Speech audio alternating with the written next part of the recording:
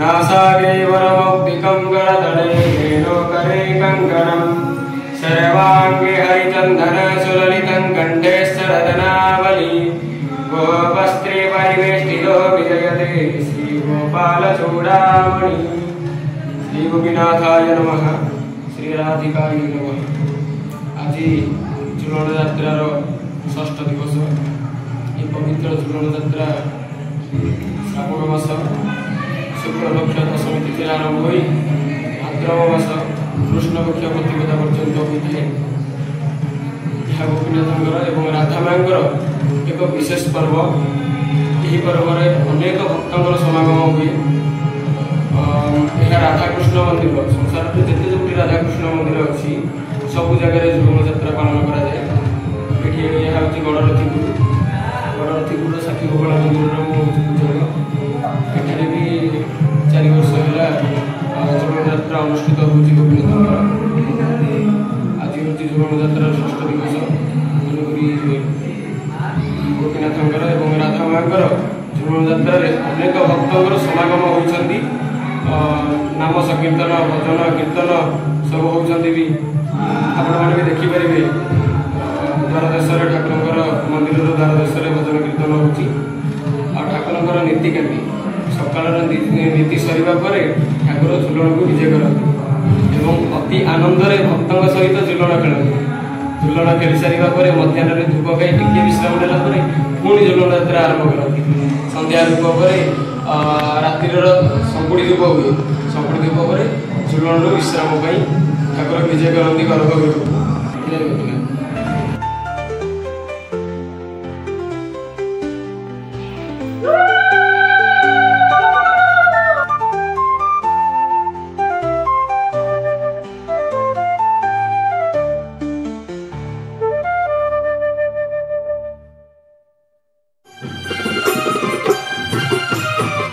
हृदय पत्थर करिबा देबे किए डाक मोर शुणिबा भक्ते हे मणिमा दुख शुणिबा कि नाहे मणिमा दुख शुणिबा कि नाहे मणिमा।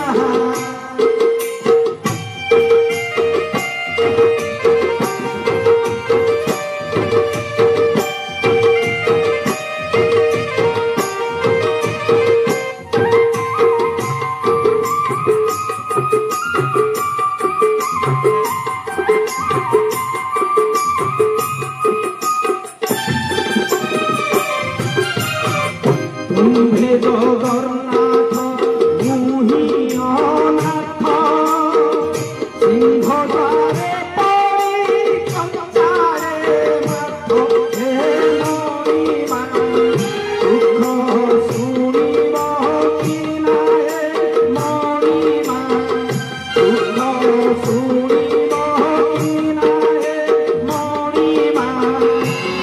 मरणिमार योग्य संतान तुम्भ बिना शांति काहि।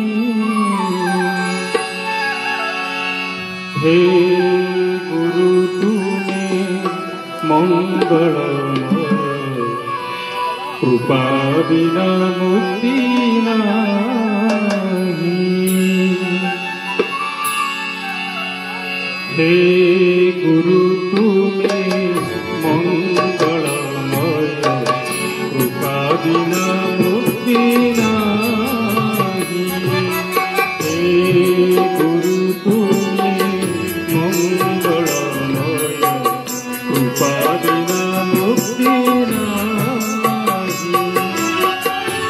ধরণী মা